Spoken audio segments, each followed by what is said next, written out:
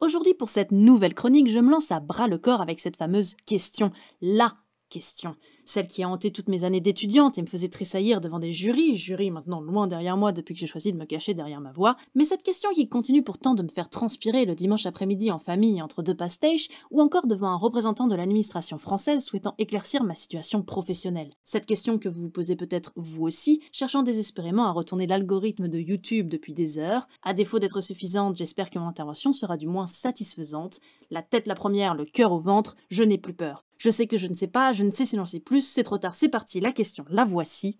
C'est quoi le design ?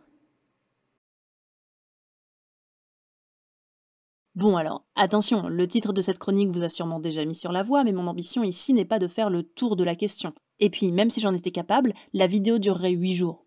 Elle n'est pas non plus de retracer toute l'histoire du design, ce serait peut-être un peu indigeste pour une première tentative, mais plutôt de vous proposer une introduction, ou une courte introduction, comme aiment le dire certains chercheurs, de la matière qui vous poserait d'abord les fondations de cette discipline, si vous la découvrez aujourd'hui, et puis commencer tout doucement à approfondir ses premières bases. En gros, l'idée, c'est de ne pas vous noyer dans les détails. Enfin, disons, pas aujourd'hui. Donc le design, c'est l'alliance entre le beau et l'utile. Voilà. Ça, c'est ce que j'ai dit à mes parents au lycée quand ils m'ont demandé ce que je voulais faire après le bac. Et ça a marché. En fait, on est peut-être sur une vision extrêmement primaire de la discipline, mais on touche déjà à des principes clés. En gros, on peut dire que le design est une recherche d'esthétique, de forme, que l'on va appliquer à des usages, des fonctions. On parle aussi en français d'art appliqué, la création au service des besoins et des usages des individus. Dans cette idée, le design et les arts appliqués englobent une multitude de métiers et de domaines. Les objets, le mobilier, l'espace, les transports, les nouvelles technologies, le graphisme, le web, la mode... Quoi ? Oh oui. Alors je vous vois venir les designers industriels avec vos sarcasmes.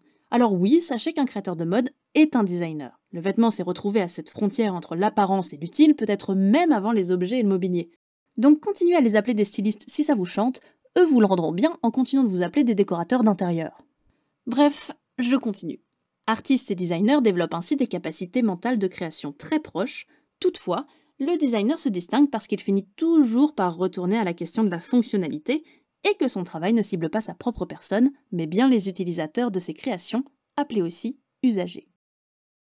Comme toute bonne discipline humaine qui se respecte, le design repose sur beaucoup de paradoxes. Oui, sinon ce ne serait pas drôle. Déjà, rien que ses origines sont contradictoires. C'est difficile d'être très précis sur la naissance du design, mais on estime que cette discipline a plus ou moins vu le jour dans les années 1850, au balbutiement de l'industrie. Et donc là, je vais essayer de vous la faire courte. D'un côté, on a Henry Cole, un fonctionnaire britannique de l'époque qui croit en une alliance entre les beaux-arts et la production mécanique, la manufacture d'art. En cherchant à éduquer la population à l'art, à aiguiser son goût et son sens critique, il va créer des écoles de dessin, des musées, des événements culturels, et parmi eux la toute première exposition universelle qui a pour but de faire rayonner toute la puissance industrielle du pays en présentant aux visiteurs les tout premiers objets manufacturés. Et cette exposition, on dira ce qu'on voudra, mais globalement c'est un énorme échec. Sur plein de plans et pour plein de raisons, mais celle qui nous intéresse ici, c'est qu'aux yeux du public, reproduire mécaniquement les mêmes objets du quotidien qui jusqu'à présent étaient réalisés par des artisans est une idée totalement aberrante. Pourquoi ? Parce que jusqu'ici, les artisans ont toujours décoré leurs objets pour témoigner de leur maîtrise de leur art. Peinture, sculpture, tous ces ornements ont toujours cherché à signer le talent de la main. Donc chercher à les reproduire à l'identique par une machine sans talent ni sensibilité devient une absurdité, une coque vide. Le résultat est même très souvent un peu kitschouille et maladroit, parce que je rappelle quand même qu'on parle des tout débuts de l'industrie et pas du Fab Lab du MIT. Face à ce constat, Henry Cole et ses copains commencent alors à se poser la question d'une esthétique de l'industrie et donc de la nécessité de personnes bien humaines pour réfléchir à une nouvelle forme pour les produits manufacturés. Les ingénieurs possèdent le savoir industriel, mais ils n'ont pas forcément d'expertise dans la création de formes. Et les artistes et artisans sont très attachés au métier de la main et non initiés à ceux de la machine. On a besoin d'un nouveau corps de métier qui ne serait pas uniquement focalisé sur l'obtention d'un résultat utile ni sur celui d'une expression artistique pure, pour ne pas crouler sous des objets impratiques ou repoussants, en gros, envahissants. C'est l'apparition du designer, ou comme le décrit bien Alexandre Amidal dans son livre Design, Introduction à l'histoire d'une discipline, un nouveau maillon qui réfléchit et dessine un objet en vue de communiquer ce qu'il est, à quoi il sert, en tenant compte des techniques de fabrication. Le designer, celui qui, avec le système qu'on lui donne, est capable de faire des choix. Voilà, Donc ça, c'était la naissance, disons, capitaliste du design. Oui, parce que, c'est là que ça devient drôle, le design est aussi une invention socialiste. En fait, si on ne se fie qu'à cette première anecdote, le design pourrait ne se résumer qu'à un stratagème qui consiste à faire aimer un nouveau produit plus rentable pour son producteur à un public cible. Ce qui explique, entre autres, l'amalgame très fréquent entre design et marketing. Passons. Mais face à Henry Cole, on a une autre figure tout aussi déterminante dans la naissance du design, William Morris. Fabricant textile, architecte, imprimeur, écrivain, poète, conférencier, Morris est surtout un des principaux acteurs du mouvement communiste anglais et un fervent opposant au taylorisme. Il comprend très vite le danger aliénant de la production mécanique de masse. Selon lui, l'ouvrier, comme tout travailleur, doit maîtriser ses outils pour sa santé mentale, physique et morale, car c'est précisément de cette maîtrise que découle la joie et le bonheur de travailler.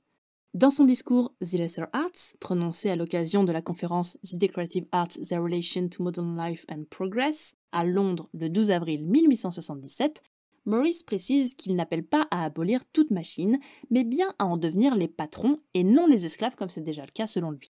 Il travaille donc avec des artisans, mais aussi des architectes, des dessinateurs, des imprimeurs, sur du mobilier, des papiers peints, de la décoration. Ensemble, ils proposent des gestes qui vont dans le sens de l'ornement, mais peuvent parfois emprunter quelques techniques de production industrielle lorsqu'ils jugent que celles-ci subliment la créativité humaine. William Morris évoque souvent le modèle des corporations médiévales.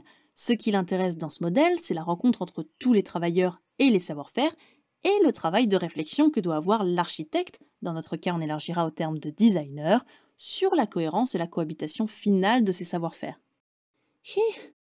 Bon, en gros, si vous êtes perdu, dites-vous que c'est avec la problématique très capitaliste d'Henry Cole qu'est arrivée cette réelle nécessité d'inventer le métier de designer, à la frontière entre expertise industrielle et sensibilité artistique, mais c'est le communiste William Morris qui a poussé la réflexion du design au-delà de la fusion bête et méchante de la forme et de la fonction, en mettant en évidence la responsabilité sociale du designer architecte.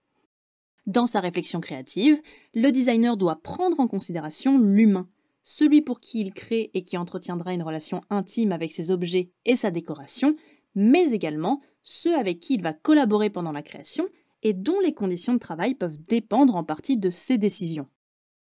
Être capitaliste et socialiste en même temps, si ça c'est pas un paradoxe, mais encore si c'était le seul. Non mais, parce que si vous voulez, même sur l'étymologie du mot design, on n'est pas toujours d'accord. Déjà, beaucoup de gens pensent que c'est un anglicisme, ce qui est faux, c'est avant tout un latinisme. Il vient de designare, soit la préposition de suivie du substantif signum, le signe, la marque, l'empreinte. Au cours du XXe siècle, le philosophe Wilhelm Flusser traduit designare comme désigner, qui revient selon lui à ôter son signe. Ce qui n'est pas étonnant puisque Flusser rapproche la pratique du design à une ruse. Le designer est selon lui un comploteur perfide qui tend des pièges et joue sur les apparences pour arriver à une fin. Mais dans son court traité du design, Stéphane Vial appuie que Flusser se serait trompé. Désigner, ce n'est pas ôter un signe, mais marquer d'un signe.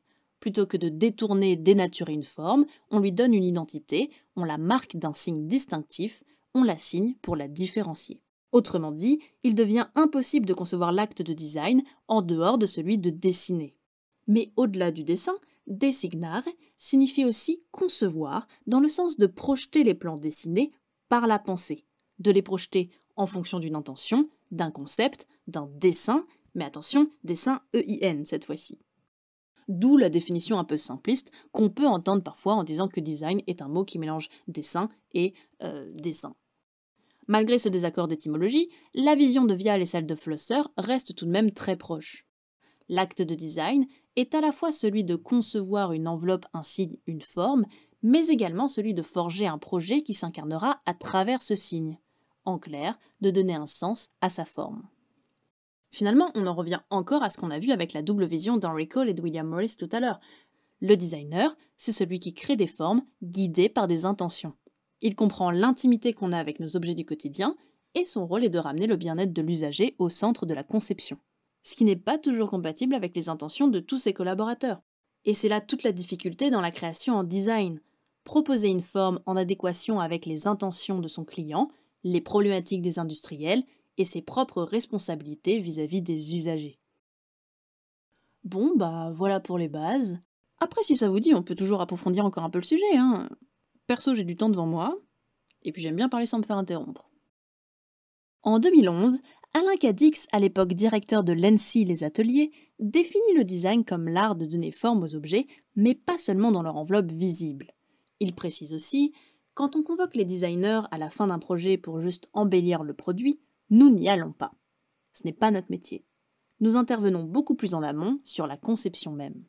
Ce que soutient ici Cadix, c'est que réfléchir sur l'utilité d'un objet ne se limite pas qu'à sa fonction, mais aussi à toute son existence, c'est-à-dire sa production, sa distribution, son utilisation, sa destruction.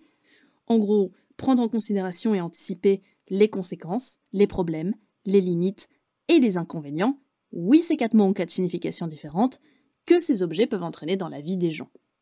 Cette réflexion, le designer doit l'entamer très tôt dans le projet, et c'est pourquoi il doit être intégré dès le départ dans l'équipe de conception, car son expertise des usages et des usagers peut chambouler toute l'orientation du projet et le faire partir sur un tout autre concept.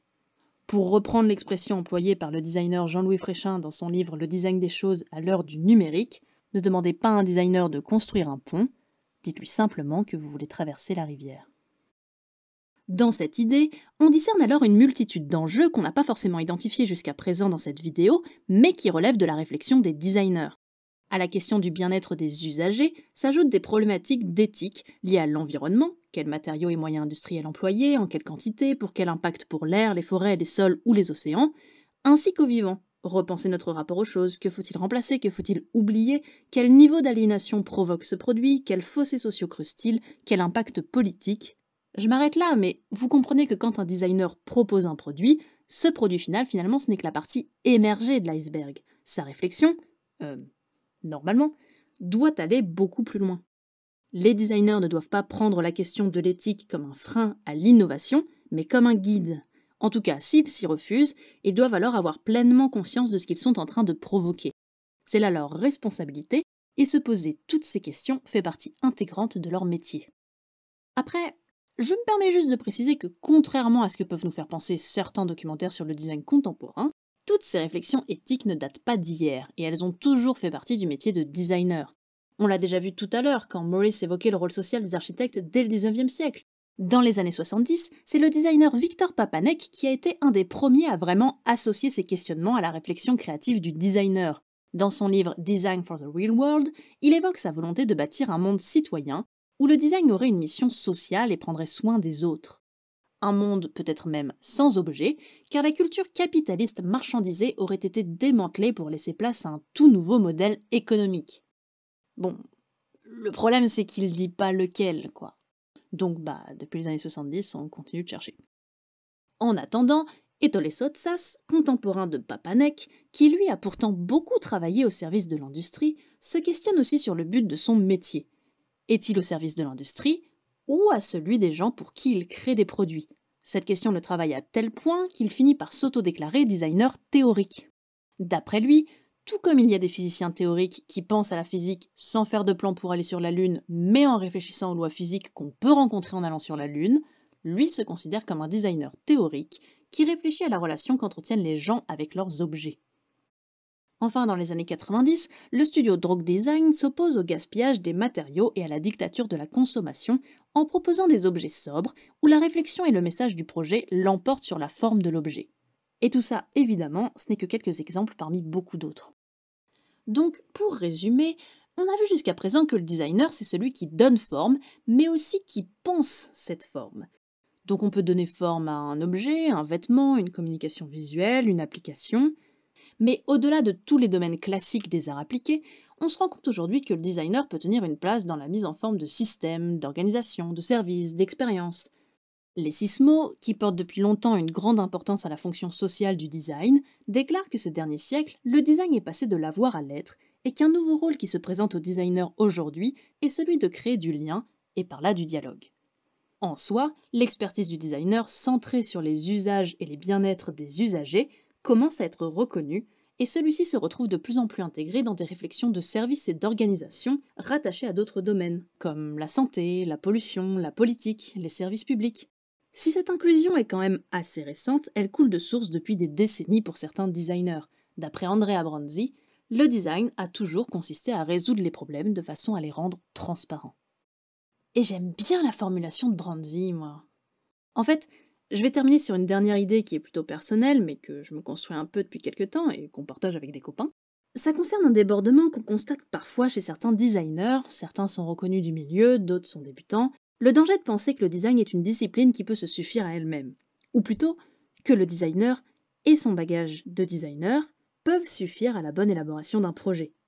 C'est plutôt fréquent comme situation et je pense que ça peut être très problématique. Déjà parce que ça revient à se fermer à tout travail collaboratif avec d'autres corps de métier, donc à une uniformisation de la pensée et des outils, à un entre-soi qui, comme tout entre-soi, devient moins productif et surtout plus lissé.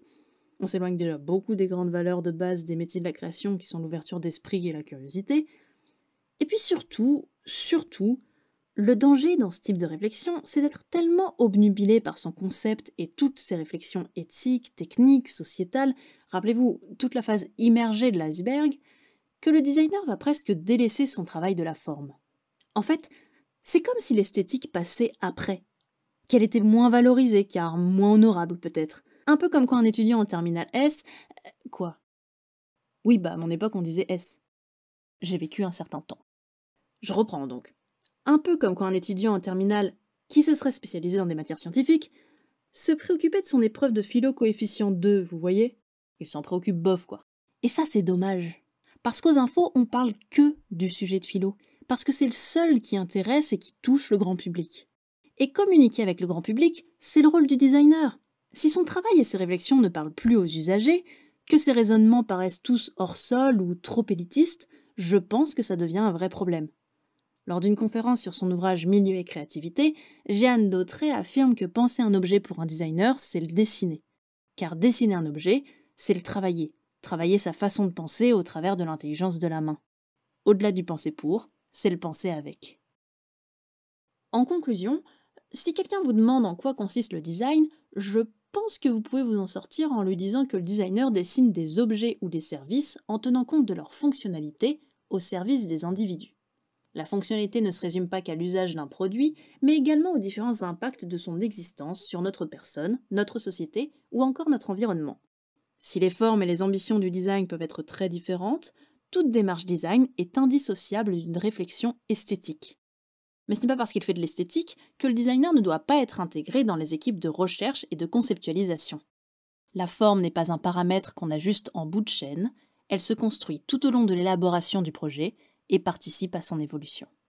C'est maintenant la fin de cette vidéo et si vous avez regardé jusqu'au bout, eh bien déjà bravo pour cette leçon de ténacité. Ensuite, c'est peut-être que le monde de la création et du design vous intéresse. Dans ce cas, je vous invite à aller jeter un œil aux autres contenus de la chaîne des élucubrateurs d'images. Et puis qui sait, peut-être même vous abonner et activer la cloche pour être alerté des prochaines sorties, soyons fous.